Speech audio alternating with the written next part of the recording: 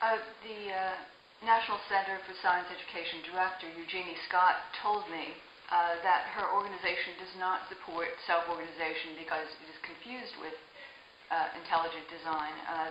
That is, design beyond laws, as Michael Bay, a biochemist at Lehigh University, describes it. NCSE also pays lucrative fees to conference speakers who keep the lid on self-organization by beating the drum for Darwinian natural selection. NCSE and its cronies completely demonize the intelligent design community, even though those who agree evolution happened, even those who agree that evolution happened. Religion's not the target, since even the National Academy of Sciences embraces religion. So it seems the real target is those who fail to kneel before the Darwinian theory of natural selection and who prevent maybe the further fattening of the Darwinian industry tapeworm. And NAS and NASA /NAI, in their respective publications, Science, Evolution, and Creationism and Astrobiology Primer, have also kept out any discussion of self-organization. What's your response to this? Why do you think such organizations continue to feed unenlightened information to the public at public expense? Yeah. Well, although I may not use all the terms that you used, I would have to agree with you. If you look at the Pennsylvania legal case on the teaching of evolution, there was a very solid identification of evolution with Darwin's theory of evolution. And I think that this is very reinforced in the public mind that if you believe in evolution, you believe in Darwin's theory of evolution because it's the same thing. And if you don't believe in Darwin's theory, you must believe in something supernatural. This is really not at all valid, and I think it's a big mistake because I think that we know now that there are nonlinear and kind of what I call saltational mechanisms of embryonic development that could have definitely contributed, and we're virtually certain they did, to evolution. So that Darwin, who said that if any organ is shown to have formed by not by small increments but by jumps, that his theory is therefore wrong. Well, people, instead of moving beyond and expanding Darwin's ideas to include things like self-organization, just bring other mechanisms into it, they adhere to this kind of Darwinian orthodoxy where everything has to be incremental. And when you're confronted with something very complex like the bacterial flagella or something like that, people say that it had to have arisen in an incremental fashion. But there are other mechanisms involving self-assembly and involving self-organization that could potentially explain these things as long as one did not seek purely incremental explanations. And physics and the theories of self-organization show us that that those mechanisms are there. And so I think it's an unfortunate error that the advocates of evolution are making by adhering so closely to this incrementalist Darwinian dogma. What is the danger in mediocre science being pushed on the public, aside from the wasting of public funds at a time of serious economic downturn in America? Yeah, well, it seems to me that if somebody is kind of predisposed to be skeptical, perhaps because they're religious or something, and therefore are told that this thing had to have evolved by increments, like, for example, the vertebrate column had to have evolved incrementally. They may not be persuaded by it because it's not true, even though their motivation not to be persuaded might come from their religion or something like that.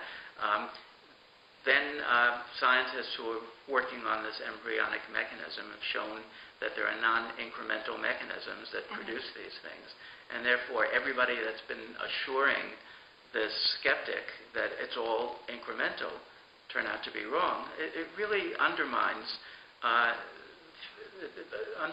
confidence in science if people are always being subjected to what we call hand-waving arguments that this had to have had an incremental origin. Sam Smith of Progressive Review has said the following: scientists are also subject to that most pernicious of academic temptations, the desires and biases of their funders. He refers to the distorting role of the Defense Department, agribusiness, and pharmaceutical corporations in supposedly objective science. Would you comment on that? Well, I think that's true. I don't know how pertinent it is to the evolution debates. I don't think that the pharmaceutical companies have a role in kind of steering away from self-organization. In fact, if it's true and you can patent it and make money on it, they'll chase after that.